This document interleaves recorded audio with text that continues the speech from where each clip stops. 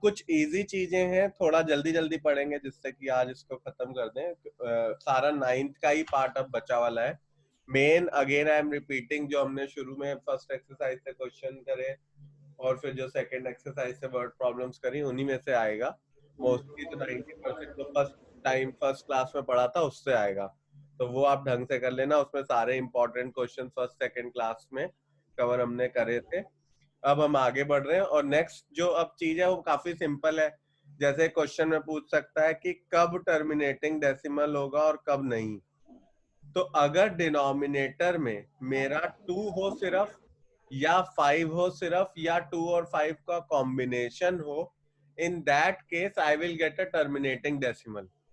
तो जैसे यहाँ पे अगर मैं देखूं 37/10 तो 3.7 आ गया। 3.7 इज अ टर्मिनेटिंग डेसिमल, मतलब टर्मिनेट हो गया ना आफ्टर 1 डिजिट। या अगर मैं देखूं 37/5 तो ये हो जाएगा तुम्हारा 5 7 35.4। फिर ऐसे ही मैं देखूं अगर 37/2 तो ये हो जाएगा 18.5। आप ये देखो सब टर्मिनेट हो रहे। टर्मिनेट का मतलब they will and after a point और अ फ्यू पॉइंट्स। तो डिनोमिनेटर में अगर मेरे पास या तो 2 की पावर n हो सिर्फ, या तो सिर्फ 5 की पावर m हो, या उनका कॉम्बिनेशन हो। अगर ऐसा सिनेरियो होता है, only and only in that case I will say that I will get a terminating decimal.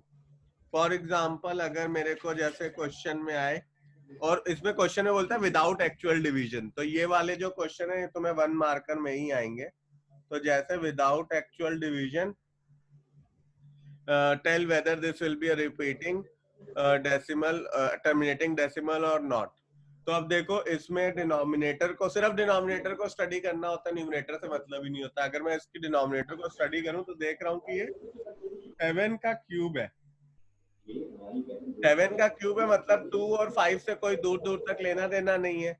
अगर डिनोमिनेटर में 2 और 5, सिर्फ 2 या सिर्फ 5 या 2 और 5 का कॉम्बिनेशन के अलावा सर 7 2+5 है ना? हाँ सर 7 2+5 ले सकते हैं ना? अरे बट वो मल्टीप्लीकेट, डिनोमिनेटर में इट शुड बी इधर 2 और 5 और मल्टीप्लीकेशन ऑफ 2 और 5। 2 + 5 से काम नहीं होगा।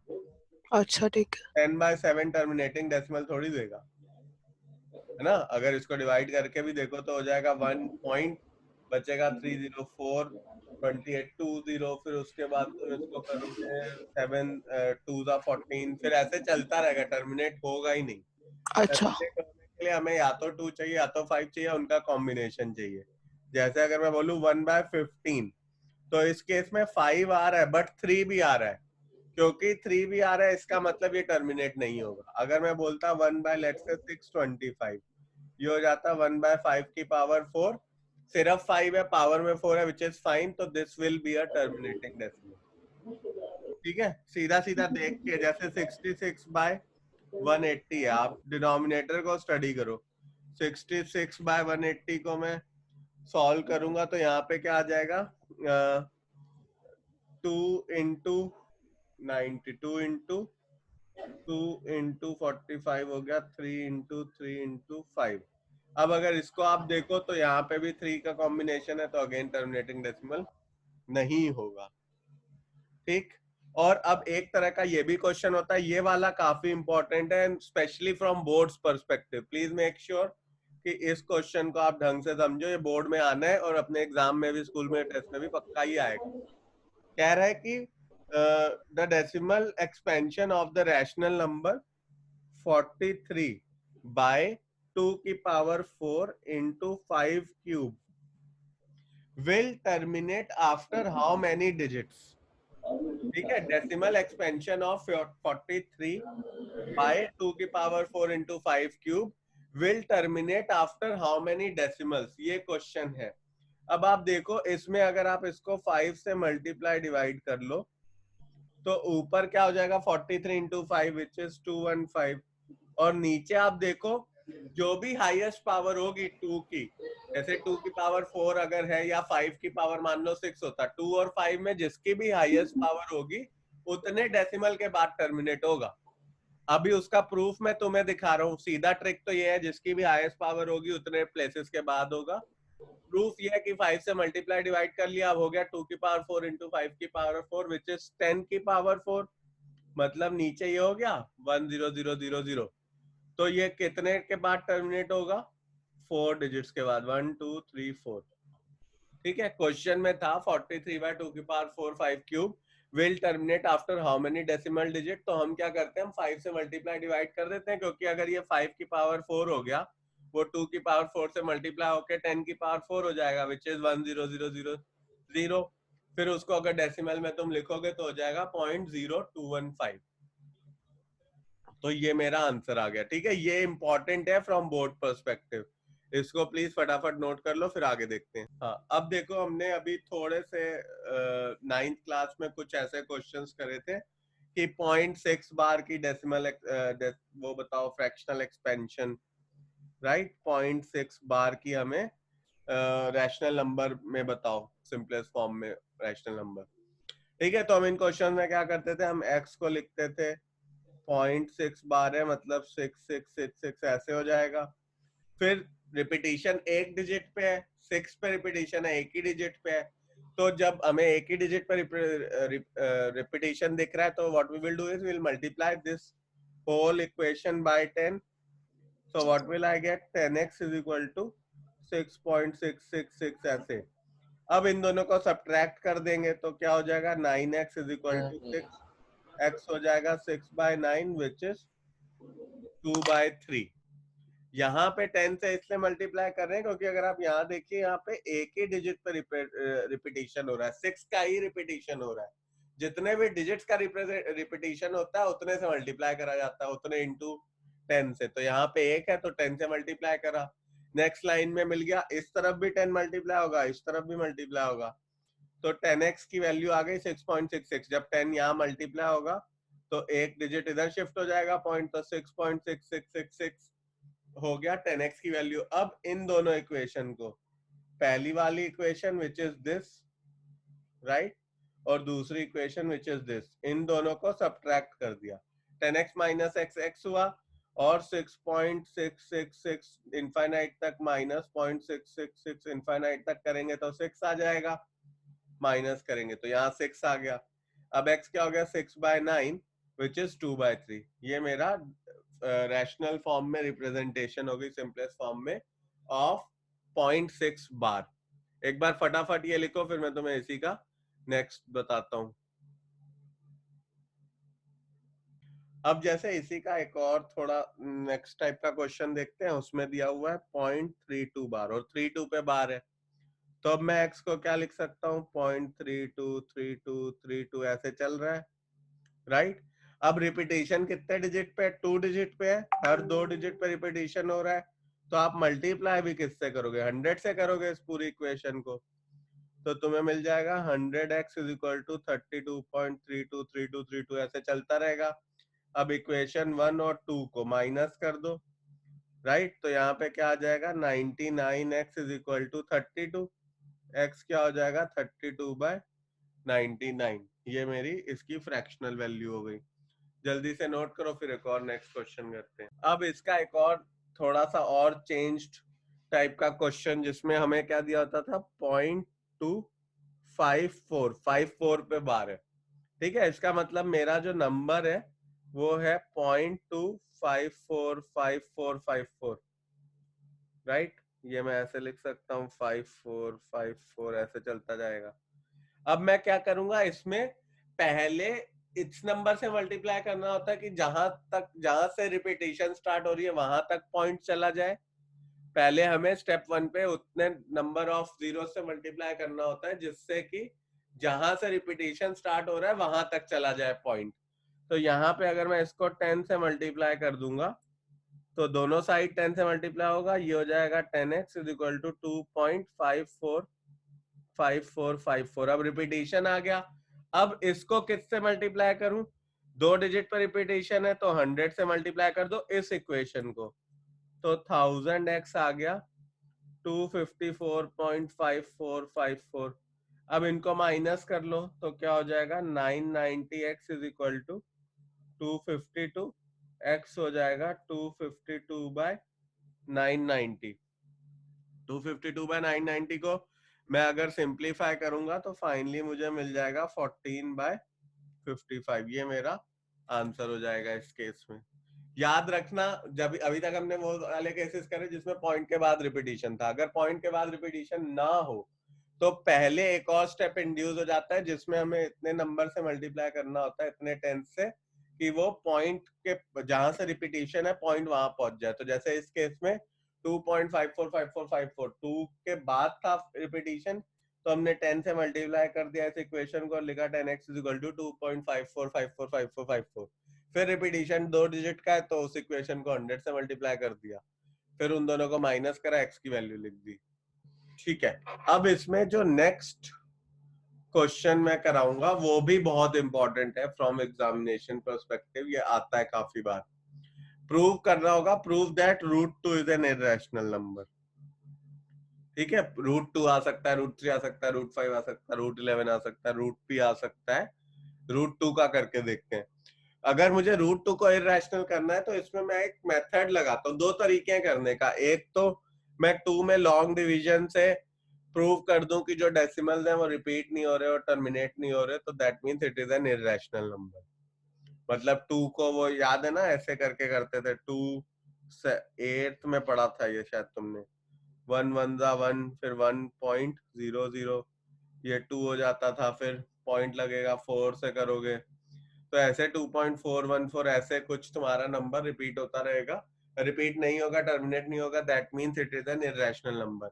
हमें आज तक, चलो इससे पहले एक चीज और समझते हैं, रैशनल नंबर क्या होते हैं, इरेशनल नंबर क्या होते हैं। हमने 9th में पढ़ा था बट स्टिल एक बार और देख लेते हैं।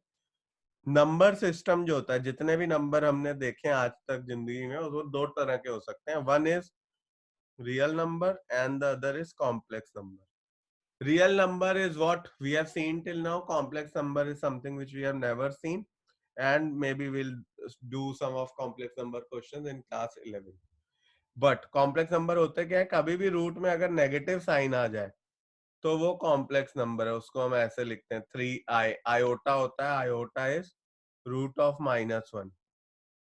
ठीक है, तो ऐसे लिखा जाता है। रियल नंबर क्या होते हैं, रियल नंबर फर्दर क्लासिफाई हो सकते हैं, एक रैशनल में और एक इरेशनल नंबर में। इरेशनल नंबर कोई भी नंबर हो गया जो रूट में है, ठीक, या कोई पाए, या कोई भी नंबर जो ना टर्मिनेट हो रहा है ना रिपीट हो रहा है। फॉर एग्जाम्पल 2.01000100010001, ना ये टर्मिनेट हो रहा है ना ये रिपीट हो रहा है, तो ये एक इरेशनल नंबर है। रैशनल नंबर वो नंबर होते हैं जिनको मैं p/q के फॉर्म में लिख सकता हूँ, where p and q do not have any common factor। तो इसमें 3 कैटेगरी बन जाती है। एक, सारे इंटीजर्स मेरे रैशनल नंबर होते हैं, क्योंकि किसी भी इंटीजर को आप दैट नंबर बाय 1 लिख सकते हो, है ना। जैसे 10 है तो 10/1, 150 है तो 150/1, 23 है तो 23/1। दूसरा होता है टर्मिनेटिंग डेसिमल, है ना। तो जैसे अगर 0.5 की वैल्यू देखो, 0.5 क्या होता है, 5/10 विच इज 1/2। ठीक, फिर दूसरा लास्ट होता है नॉन टर्मिनेटिंग बट रिपीटिंग, मतलब वो रिपीट टर्मिनेट नहीं होंगे डेसिमल, बट रिपीट करने लग जाएंगे। तो फॉर एग्जांपल जो अभी हमने करके आए 0.3 बार अगर हमने निकाला तो वो 1/3 होता है। ऐसे वाले अभी क्वेश्चंस करे ना हमने, उनकी रैशनल फॉर्म में रिप्रेजेंटेशन करी थी x लेके, तो अगर डेसिमल, अगर नंबर ऐसा है जो ना टर्मिनेट हो रहा है ना और रिपीट हो रहा है, ना टर्मिनेट हो रहा है बट रिपीट हो रहा है, in that case also it is a rational number. But अगर नंबर ऐसा है जो ना रिपीट हो रहा है ना टर्मिनेट हो रहा है, तो वो इररेशनल हो जाता है। ठीक है, अब हम आपसे इररेशनल की बात कर रहे हैं। अब आगे बढ़ के अब और हम बोल रहे हैं कि प्रूव करो √3 या √2 जो है वो इररेशनल नंबर है। तो एक मेथड तो मैंने तुम्हें बताया कि 2 को लॉन्ग डिवीजन से दिखा दो कि 1.414 ऐसे आएगा, 3 भी डिजिट दिखा दोगे और रिपीटिशन नहीं होगा तो कह सकते हो कि एक इरेशनल नंबर है। ये भी एक तरीका करने का, बट जो तरीका हमें सिखाया गया है अभी बोर्ड्स में क्लास 10th में, वो हमारा कॉन्ट्राडिक्शन है। ठीक है, इसमें कुछ स्टेप्स है which are important, so you will have to ensure कि आप वो स्टेप्स लिख रहे हो। मैं यहाँ पे लिखूंगा, आपको बस वो वहां रेप्लीकेट करना है एग्जाम में। तो अगर रूट टू को हमें प्रूव करना है तो हम बोलेंगे let root two be a rational number. ठीक है, हमसे वो कह रहा है प्रूव करो कि रूट टू इररेशनल है। हम कहते हैं चलो ठीक है, इररेशनल नहीं है, आप रैशनल मान लो। Let root two be a rational number of form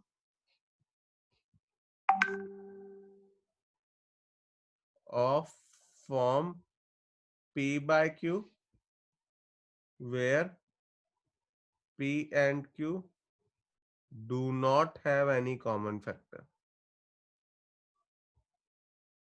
ठीक है, हमने बोला let root two be a rational number of the form p by q where p and q do not have any common factor। मतलब simplest form में rational number है, p by q के फॉर्म में है।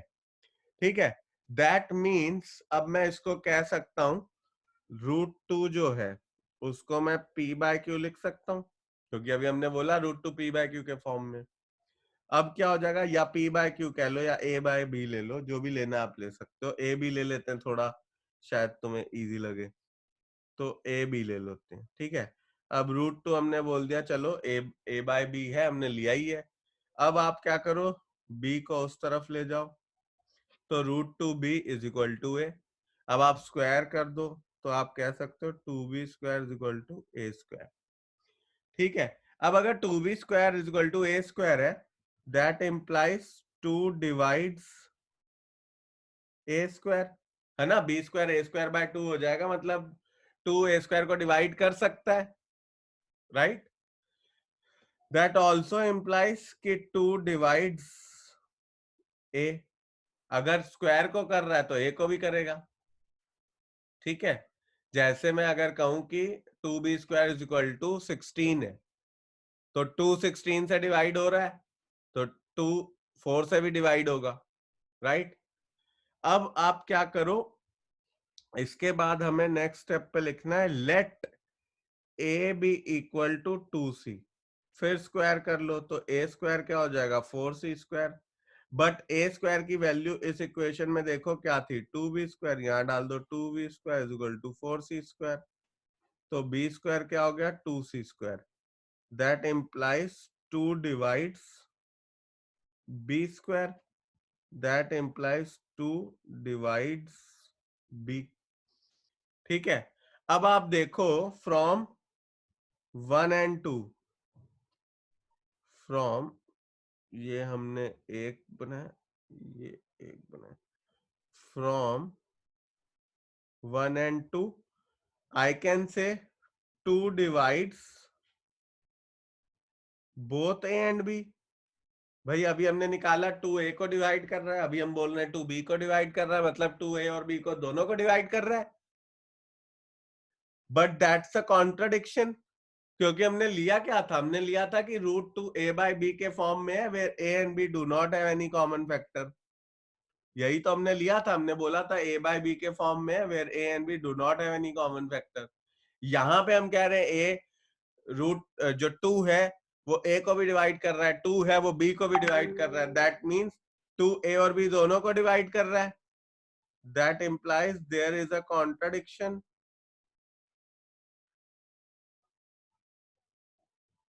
hence our assumption is wrong, hence our assumption is wrong, that means root 2 is irrational। तो root to को जब इररेशनल प्रूव करना होता है तो हम इस तरह से करते हैं। फिर से मैं एक बार समझा देता हूँ, पहले क्या ये फिर से रिपीट कर देता हूँ, हमने क्या बोला पहले, ये सब लिखना जरूरी है। पहले हमें लिखना जरूरी है कि let root two be a rational number of form a by b where a and b do not have any common factor. ये लिखना जरूरी है, नहीं तो नंबर ही नहीं मिलेगा, क्योंकि कॉन्ट्राडिक्शन इसी बात पे होने वाला है। फिर हम बोलेंगे अब root two is equal to a by b, b को ऊपर ले जाएंगे तो हो जाएगा root two B is equal to a। हाँ, अब हम क्या करेंगे, root two is equal to a by b कर देंगे, b को ऊपर ले जाएंगे, क्रॉस मल्टीप्लाई कर देंगे, ऐसे इधर चला जाएगा, राइट। तो क्या हो जाएगा मेरे पास, root two B is equal to a। अब दोनों साइड स्क्वायर कर देंगे तो मेरे पास आ जाएगा two B square is equal to a square. फिर मैं कह सकता हूँ two will divide a square, that also implies 2 divides A. तो ये इक्वेशन 1 हो गई। फिर मैं कहूंगा अब ये वाला पार्ट जरूर याद रखना, क्योंकि यहीं पे सब लोग काफी बार गलती कर देते हैं, भूल जाते हैं। Let a is equal to 2c, ये जरूरी है याद करना। जब भी कोई नंबर आएगा, लेट से √3 आएगा तो आप लोगे a is equal to 3c, √5 आएगा तो a is equal to 5c, √p आएगा तो a is equal to pc। तो सर लेकिन अगर ए फिर हम लोग ये वाला पॉइंट इंपॉर्टेंट है याद रखना, let a is equal to 2c, फिर स्क्वायर करेंगे तो a square is equal to 4c square हो जाएगा। फिर a स्क्वायर की जगह 2b स्क्वायर वैल्यू डालेंगे, क्योंकि हमने यहाँ पे इक्वेशन में निकाली थी a स्क्वायर की वैल्यू 2b स्क्वायर, वो वहां पुट कर देंगे। अब 2 और 4 से 2 काट देंगे तो बचेगा b square is equal to 2c square, that means 2 divides b square, that means 2 divides b। अब फ्रॉम 1 और 2 आप देखो, 2 divides a, 2 divides b, that means 2 divides both a and b. Therefore, there is a contradiction and 2 is a common factor. Hence, our assumption is wrong that √2 is a rational number. If √2 is not a rational number, that means it is an irrational number. इस तरह से हम इन वाले questions को solve करते हैं, ये आता है तो प्लीज इसको ढंग से, स्टेप्स 3 स्टेप हैं। पहला स्टेप है ये जिसमें तुम एजम्पशन ले रहे हो, दूसरा स्टेप है ये जिसमें तुम एजम्पशन ले रहे हो √2 इज इक्वल टू, जिसमें तुम लिख रहे हो √2 is equal to a by b। तीसरा स्टेप है ये जिसमें तुम बोल रहे हो let a is equal to 2c, ये जरूरी है नहीं तो नहीं हो पाएगा। और चौथा है ये वाला स्टेटमेंट। ये चारों चीजें आप लिखोगे तभी इसमें नंबर मिलेगा। अब इसी से एसोसिएटेड कुछ और क्वेश्चंस रहते हैं, जैसे मानो वो कहे प्रूव दैट √2 √3 इज इरेशनल। ठीक है, तो हम क्या सेम ऐसे ही करेंगे, लेट अस अज्यूम कि 2√3 जो है इज रैशनल। ठीक है, of the form a by b और a and b do not have any common factor, b is not equal to 0। तो मैं क्या कह सकता हूँ, 2√3 is equal to a by b। वो वाला स्टेटमेंट सेम है तो मैं पूरा लिख नहीं रहा। ठीक है, 2√3 को हमने a बाय b बोल दिया। अब √3 को मैं क्या लिख सकता हूँ, a बाय 2b। अब आप देखो RHS में, इन RHS a and 2b are rational, correct? Are rational numbers, a and 2b are rational numbers, that means a by 2b is also rational। ठीक है, and a by 2b is equal to √3, but √3 is irrational, है ना? तो हम कह रहे हैं how can a rational number be equal to an irrational number, that means there is a contradiction, that means 2√3 is irrational. ठीक है, हमने क्या करा एक बार वापस समझ लो, क्वेश्चन में हमने बोला लेट 2√3 बी रैशनल। ठीक है, is a rational number of the form a by b where a and b do not have any common factor and b is not equal to 0। तो अब हम लिख देंगे 2√3 is equal to a by b और 2 को नीचे ले जाएंगे तो ये a बाय 2b के इक्वल √3 आ जाएगा। अब a रैशनल था, b रैशनल था, a बाय b फॉर्म में हमने लिखा था। 2 भी रैशनल नंबर है, 2 रैशनल नंबर होता है, आपको पता ही है। तो a बाय 2b भी रैशनल नंबर हो जाएगा, but a by 2b is equal to √3 and √3 is irrational, that implies there is a contradiction.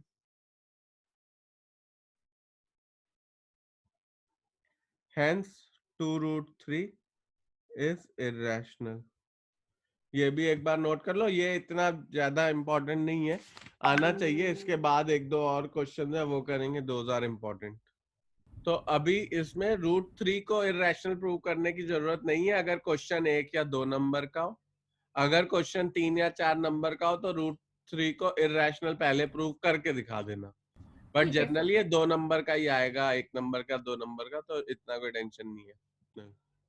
ये भी क्वेश्चन में अब आ सकता है कि प्रूव दैट 3 + 5 √2 इज इररेशनल। तो मैं ये पता है कि रैशनल और इररेशनल का सम इररेशनल होता है, right? 3 + 5 √2 is an irrational number, but again let us assume कि जो मेरा 3 + 5 √2 है is rational of form a by b where a and b do not have any common factor, b is not equal to 0, वो लिख लेना। अब मैं क्या कह रहा हूं कि 3 + 5 √2 जो है वो a by b है, रैशनल नंबर है। मैं ये भी बोल रहा हूँ कि सर फिर 5/√5√2 जो है उसको मैं लिख सकता हूँ a/b -3, और फिर मैं ये भी बोल रहा हूँ कि सर जो √2 है उसको मैं क्या लिख सकता हूँ a-3b/5b, a-3b/5b। अब देखो a is rational, 3b is rational, मतलब या सीधा ही आप कह दो but we know that but a-3b/5b is rational and √3 is irrational, therefore there is a contradiction, ये भी लिखना होगा, there is a contradiction and hence 3 + 5√2 is irrational। अब देखो इसमें क्वेश्चन में हमें दिया हुआ था प्रूव दैट 3 + 5√2 is irrational, तो हमने एज्यूम कर लिया लेट 3 + 5√2 is rational, ठीक है। फिर हमने बोला अच्छा 3 + 5√2 रैशनल है of the form a/b where a and b do not have any common factor and b is not equal to 0। तो अब हमने 3 + 5√2 को a/b लिख दिया, हमने एज्यूम करा अभी पिछले ही स्टेप पे।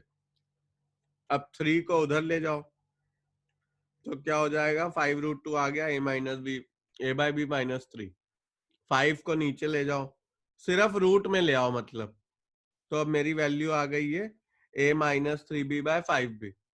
अब ये पूरा नंबर जो है ये तो रैशनल है और √2 इरैशनल है।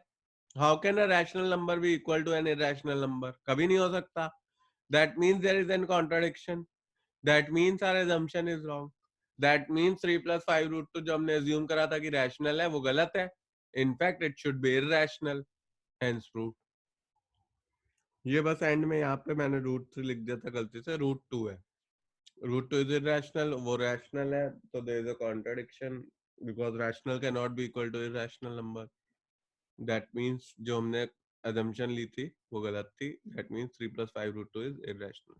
अब देखो ये वाला जो क्वेश्चन है, again this is very important also from board perspective या आपके स्कूल के एग्जाम के पर्सपेक्टिव से भी इंपॉर्टेंट है। क्वेश्चन में हमें दे रखा है कि प्रूव दैट √2 + √3 इज इररेशनल, ठीक।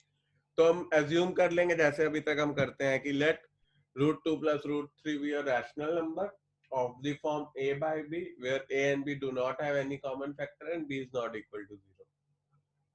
और फिर हम क्या करेंगे, इसमें से एक टर्म उधर ले जाएंगे, जैसे लिख दिया √3 = a/b -√2। अब हम दोनों साइड स्क्वायर कर लेंगे तो क्या हो जाएगा, 3 = a²/b² +2 - 2√2 a/b। अब जो नेगेटिव टर्म है रूट के साथ, इस टर्म को उधर ले जाएंगे और 3 को इधर ले जाएंगे तो ये बन जाएगा। अब मैं a और b जितने भी रैशनल नंबर है वहां पे which is 2a and b cross multiply कर दूंगा, उस तरफ ले जाऊंगा विच इज इक्वल टू √2। अब √2 की वैल्यू आ गई a² - b²/2ab। a rational number है, b रैशनल नंबर है, तो 2ab भी रैशनल नंबर होगा। सारे रैशनल नंबर है जब RHS में तो आंसर भी रैशनल होगा, और LHS में इररेशनल है which is √3। rational number can never be equal to irrational number, that means there is a contradiction, that means our assumption is wrong, that means √2 + √3 is an irrational number। अब with this question we end this chapter, इसमें all the important questions we have done and everything that can come from board perspective, that can come from your school exam perspective has been done in the sessions। So now it is more important for you to watch these sessions again and see if there are any questions जो आपको difficult लग रहे हो वो आप revise कर लो, plus उन्हीं के जैसे बाकी क्वेश्चंस कर लो from NCERT, from R S Agarwal, from R D Sharma, and you will get questions from these chapters itself in your board and school exams. So we are prepared for that. Now I will start the next chapter, which is probability, which is very easy. We'll start that. So that is real number all for you. Do all the exercise from real numbers, RS Agarwal as well as NCERT. Ask your doubts if any later.